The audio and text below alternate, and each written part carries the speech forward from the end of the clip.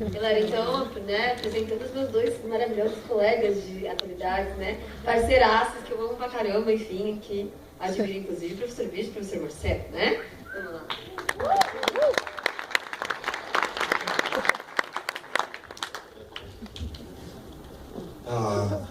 Bom dia, gente. É muito bom ver todo mundo aqui de novo. Eu e Bijos, que participação que a gente pode fazer aqui? A gente ficou falando, uma mesa sobre feminismo, sobre o que a gente pode falar. E talvez compartilhar um pouco do dilema que é natural, é inerente a esse debate, que é bom no movimento feminista, qual que é o papel de um homem. Pode falar junto. Realmente, quando a Júlia... Bom dia. Quando a Júlia convidou a gente para falar sobre feminismo, é uma coisa que, com certeza, eu, Diego, Marcelo, a gente pensa qual a legitimidade nossa de vir aqui falar sobre o feminismo. Né? Então, pensando nisso, eu pensei em falar mais sobre como foi o processo de desnaturalização, né? Como foi o meu contato com o pensamento feminista, até porque a gente sabe que a gente vive numa sociedade muito machista, né? Os meios de comunicação e as instituições, elas propagam muito esse modo de vida machista, e a gente cresceu muito sobre essa visão de sociedade. Então, na família, fora, na instituição, na escola, as piadinhas, você percebe muita coisa preconceituosa e muita coisa machista acontecendo. Você não percebe muito isso na hora, né? A não ser que você tenha já uma consciência crítica muito grande. Eu falo isso como a gente não sentiu na pele como as mulheres sentiram. E eu sempre tive a sorte de ter a convivência com grandes mulheres, né? Até aqui agora, Júlia, Isabela, Sara, Laís. E elas ensinam, eu estou mais aqui para ouvir do que falar alguma coisa. Mas esse processo de desnaturalização, porque tem uma frase do Oscar Wilde que ele fala que eu acho muito... Ele fala, não sou jovem o suficiente para saber tudo, né? E quando você é jovem, muita coisa você acha, é natural, você já sabe. Né? Você tem 15 anos, você acha que já entendeu muita coisa. E com o tempo você vai vendo que cada vez... Quanto mais você sabe, você vê o quanto você não sabe, né? Então, falar de uma vivência minha, eu sou de São José dos Campos. São José dos Campos é uma cidade muito industrial, né? Uma cidade que não tem um centro de humanas, não tem uma... Então, ela é uma cidade, perto de São Paulo, é uma cidade conservadora, né? Considerada conservadora. Então, eu fui ter uma experiência com o pensamento feminista. É lógico que eu, dentro de mim, tinha uma visão já um pouco crítica em relação a essas piadas, porque é um exercício de você se colocar no lugar do outro. Eu acho que esse é o maior exercício que a gente tem que fazer para entender isso, né?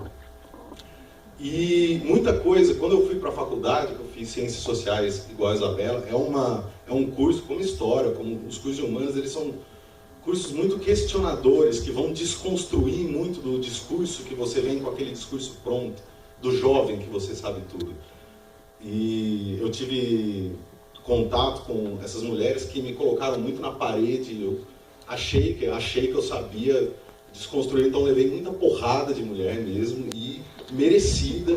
Isso só fez com que eu ficasse mais atento, e esse exercício de se colocar no papel do outro fosse cada vez mais, né, desenvolvido. Então é fundamental a gente não achar que... sempre estranhar aquilo que fala que é o normal, né? Aquilo é normal. Não, vamos estranhar. Porque o que é o normal? O normal é alguém decidiu que pode ser aquilo que é o normal. Como o Diego falou, a construção social, né, dos papéis é muito da construção social, os rótulos que dividem. A gente tem que estar sempre pronto para questionar essa normalidade, isso que a gente acha que é assim porque sempre foi assim, sempre vai ser assim. Vou passar um pouco mais sério, a gente vai falando. É exatamente isso, talvez que seja o primeiro passo, assim. Eu tive esse processo, igual o Bijos, de começar a questionar o que é considerado normal. né? E é um paradoxo que a gente enfrenta simplesmente pelo fato da gente existir, todos nós seres humanos, que quando a gente lida com a realidade, ao mesmo tempo que a gente constrói a realidade, aquilo que a gente constrói passa a ser considerado normal. Então, coisas que foram construídas há gerações atrás da gente, por pessoas que tiveram a capacidade de perceber que eles podiam transformar a realidade, a gente capta como se fosse natural, gerações depois. E a gente capta aquilo como se fosse um dado da realidade, como se a gente não fosse capaz de transformar. E não é diferente com o machismo. O machismo é uma relação de poder. E é uma relação de poder que se embasa em um discurso, em atitudes que, como todo mundo aqui exemplificou muito bem, são alimentados desde que a gente nasce.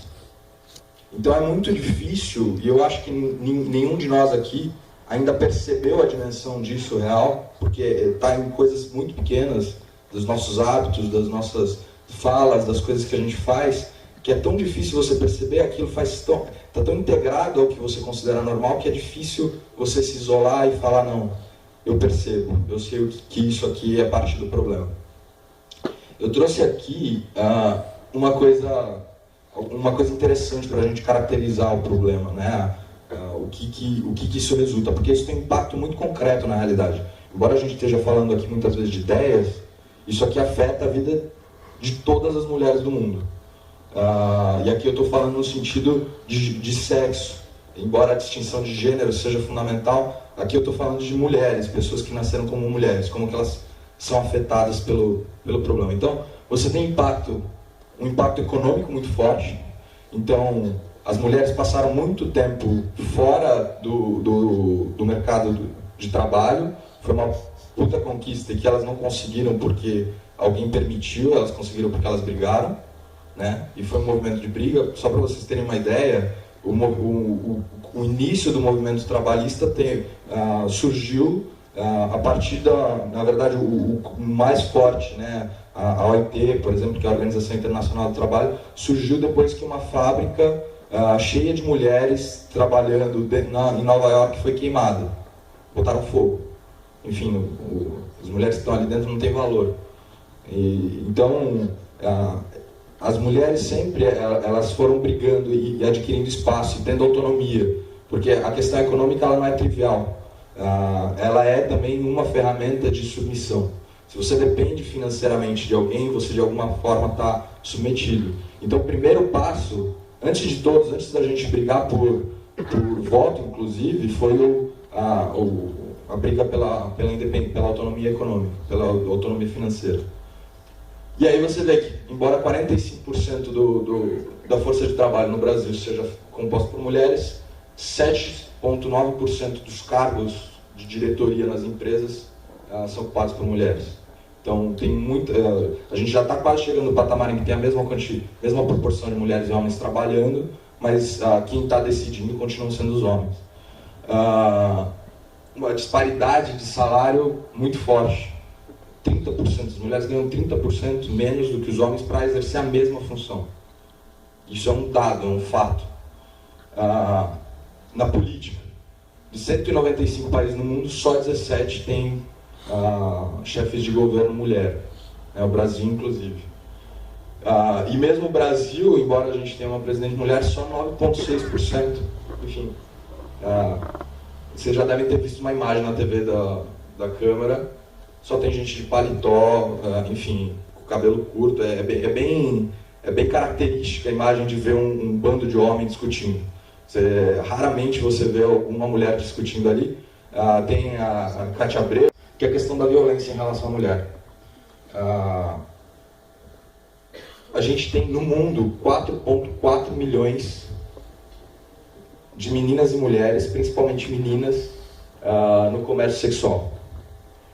Nesse tipo de problema, e não é que existe a mesma quantidade de homens nessa situação, não é que tem outros 4 milhões de homens numa situação de comércio sexual, é que esse é um problema que só atinge mulheres, praticamente. Praticamente 100% do problema do comércio sexual é feito com mulheres, que são de alguma forma escravizadas e obrigadas a a fazer parte desse comércio.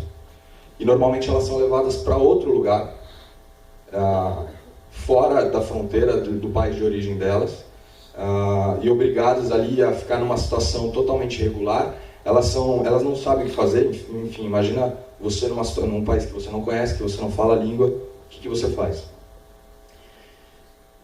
Para não falar de estupro, que é um problema muito sério e é um problema muito difícil de você lidar, porque é muito difícil de você colocar na cabeça das pessoas que algo é estupro. A gente está nesse estágio em que a gente nem considera o estupro. Só para definir bem, estupro é a relação sexual não consentida, ponto. Se não houver consentimento, é estupro. E isso permeia a vida das pessoas.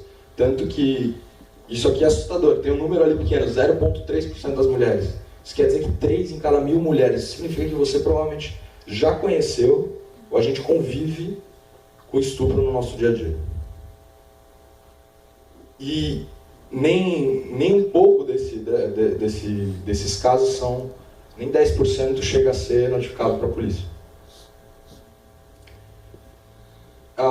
E aí eu entro bom, gente, eu trouxe dados para mostrar um pouco do que é a situação, né? Tá na nossa vida e na vida das mulheres.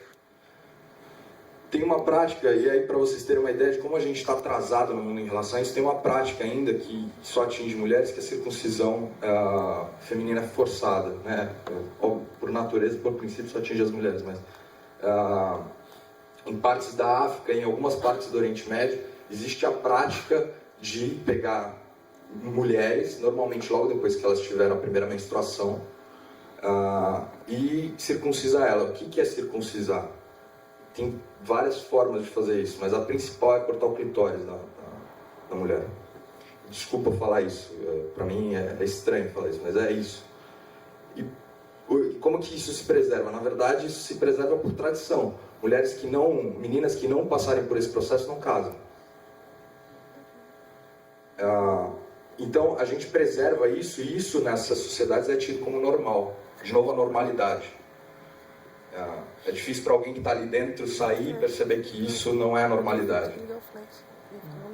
Mas bom, isso é tão chocante que a tendência de muitas pessoas é lidar com isso como se tivesse algum embasamento possível, natural, teológico, enfim, qualquer natureza. Muitas pessoas falam, não, é normal, é natural a posição de inferioridade da mulher, é natural a posição de subserviência da mulher. E aí, bom, eu gosto, embora não devesse ser necessário fazer isso, mas eu gosto de mostrar para as pessoas que não, isso é uma construção, e basta você olhar para o mundo e olhar para a diversidade do mundo e olhar para como as mulheres são tratadas em diferentes partes do mundo para a gente perceber que isso não é normal. Você tem desde os países nórdicos, que hoje em dia são considerados o ápice da igualdade, né? O que a gente conseguiu mais chegar próximo da igualdade, onde, por exemplo, as mulheres já ocupam, e ainda não chegou no meio a meio, 41% das cadeiras no Congresso, nos países nórdicos, até você ter os países árabes com 20% de participação política. E esse padrão aqui se repete para todas as outras coisas que eu mencionei. Então, participação econômica, violência contra a mulher, esse padrão aqui se repete se vocês pegarem as estatísticas para essas regiões do mundo. Então, isso não é natural, isso é uma construção. E a gente tem que ter consciência da nossa capacidade de influenciar a realidade, de influir sobre ela. Isso... Talvez um dado que interesse vocês é sobre aprovados na FUVEST, que tem das outras universidades, mas o da FUVEST estava mais na mão. Enfim, a taxa de aprovação é 50% dos aprovados na FUVEST são homens. Então, até no momento do vestibular tem uma diferença entre a gente. E o curioso é o outro dado, o dado de evasão, que é inverte. As mulheres, elas tendem a permanecer mais até o final da graduação do que os homens. Elas são mais perseverantes. Hoje em dia, acho que muito pela carga de responsabilidade que elas carregam por conta da desigualdade, a tendência é as mulheres segurarem mais o tranco e aguentarem até o final da graduação que os homens. Então é mais provável um homem sair, abandonar os estudos do que a mulher. Então é uma tendência. Isso significa que o problema está melhorando, mas acho que ainda falta muito tempo.